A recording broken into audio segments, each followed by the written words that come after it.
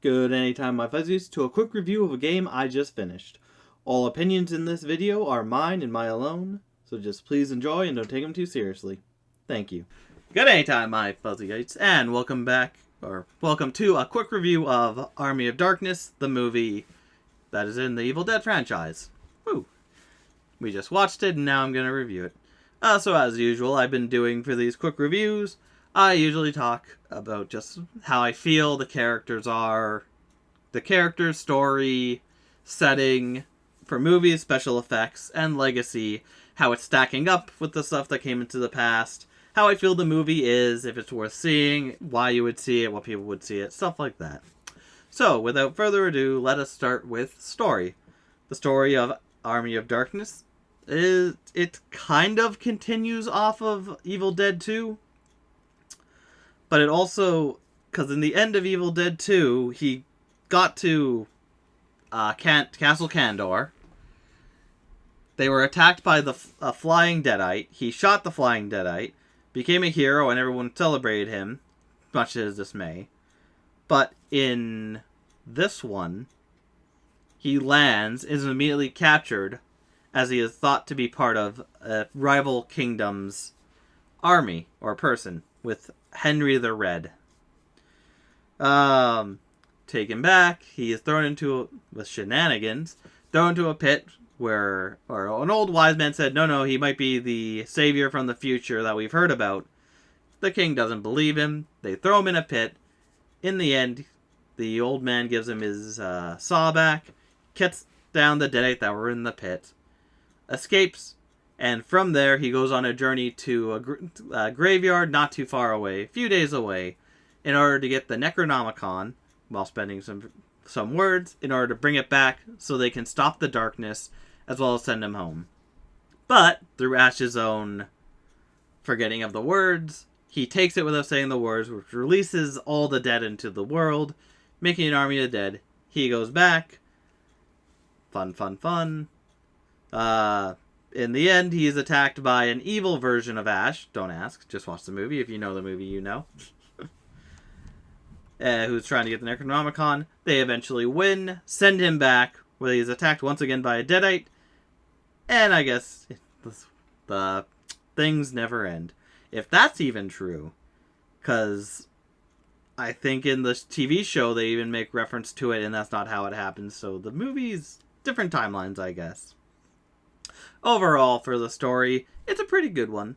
Him going around, a lot of good special effects going on, him being a coward but having to stand up and fight if he wants the people to live, coming to his senses and being the hero. It's all good. I really enjoy it.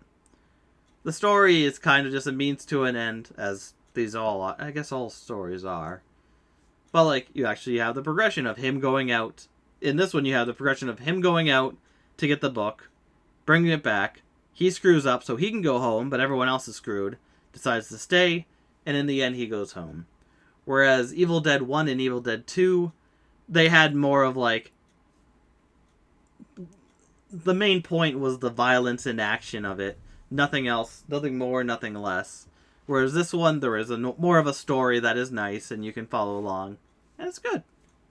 Besides that, the characters, you have less characters than I think the other ones. Because you have Ash. You have the king there, which I don't remember if they said his name. You have the rival king, Henry. You had the old wizard. Oh, no, I guess same amount of characters. Old wizard. And then the one lady there. I don't know.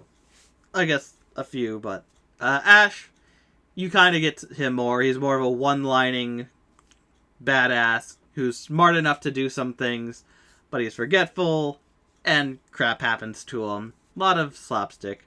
So this is where he really solidifies his badassery of one-liners, doing stuff that's awesome, while also being somewhat of an idiot. It's a good blend he does, which makes his character lovable. And the fact that he really just wants to go home, doesn't care about the others, he comes to his senses in the end, I like him as a hero for that. Because he's not immediately like, yep, do the right thing. It's more, I do the right thing because I need to for myself, And then afterwards he goes, yeah, I'll help out. So his character is now basically how he is for the rest of the series, being a lovable dumbass who is smart, but also quite dumb. Then you have the king, whatever his name was. He's kind of just the king. He doesn't do much to interact. He's noble, I guess, wanting the best for his kingdom. That's all you really get. The wizard is kind of the same, but also wise in what has to go on and whatnot. Don't get much out of him. The lady is a lady. She's just there because she had a loss, thinking it was Ash. Turns out it wasn't Ash. And then apologizes, and they kind of have a thing that comes out of nowhere. It's in there so that he can have a relationship, like a lot of Hollywood movies do, which I don't agree with. Not everyone needs to have a relationship. Especially a guy who, at least a few days ago, lost his girlfriend, his longtime girlfriend that he loved. And now he's just, yep, let's go with her now. I get it, he's kind of messed up and crazy, but yeah. She's just in there for his love interest. And then there's Henry the Red, who is a rival kingdom. You don't even really actually think about it, you don't really know why the people hate each other. Well, no. They both think the other one attacked first, while the Deadite threat is also going on. So that's why they hate each other. And yeah, it's just, okay, fine. These characters really, again, all the characters here are a means to an end. Ash has kind of established his character that he'll pursue into the TV series. There's also the musical. Anyways, the TV series, which is fine. It's nice. It's more about the slapstick for me. The fighting, the gorgeous set piece, the practical props, and whatnot. More than just the human connection and story, but there is a lot more here than there is in 1 and 2, at least. For those characters, the setting being Castle Kandar, as well as the area around Castle Kandar with a windmill and a graveyard, all of which look spectacular. They really work well. They're creepy-ish without being too over the top.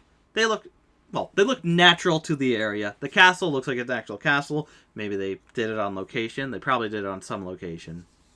But everything looks very nice. It's neat. It's orderly.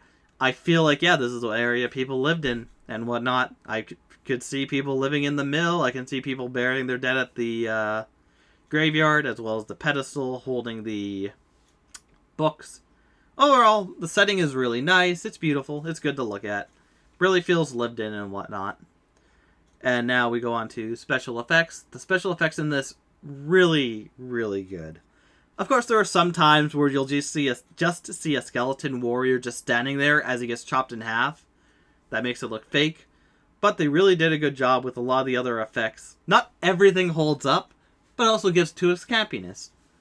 Like the small ashes holding ashes, the small, tiny ashes holding normal ash. Ash. Ugh. Say that 500 times fast.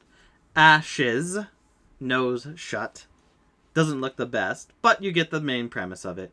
It's weird, it's creative, it's body horror. Overall, very nice. They did good with the design. And as for Legacy, again, they do a weird thing with the timeline.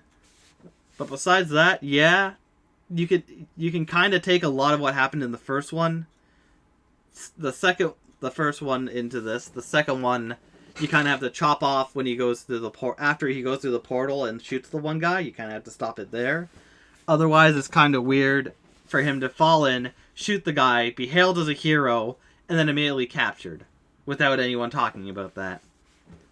So, yeah. Overall, not a bad thing. What was this? Special effects were good. Special effects were good in what? The Legacy. Legacy is good.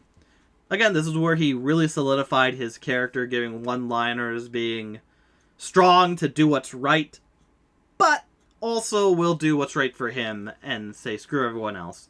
Good or bad, that's how he is. Overall, It's a very delightful film. If you're not looking for something too serious, it is fantastic. There is great slapstick, a lot of special slapstick.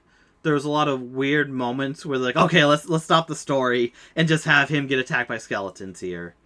But it's still nice. It's funny. It's creative what they did in a lot of these things.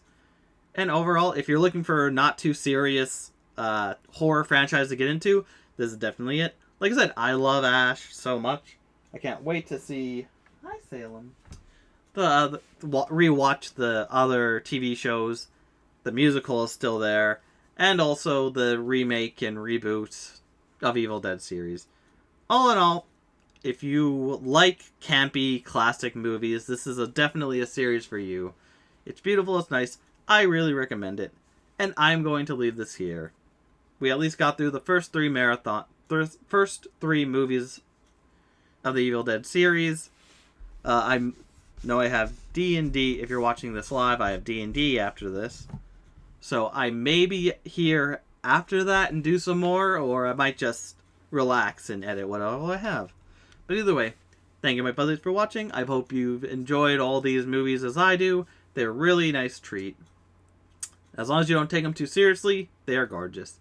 So, thank you, my buddies, for watching, and I'll see you next anytime. Take care.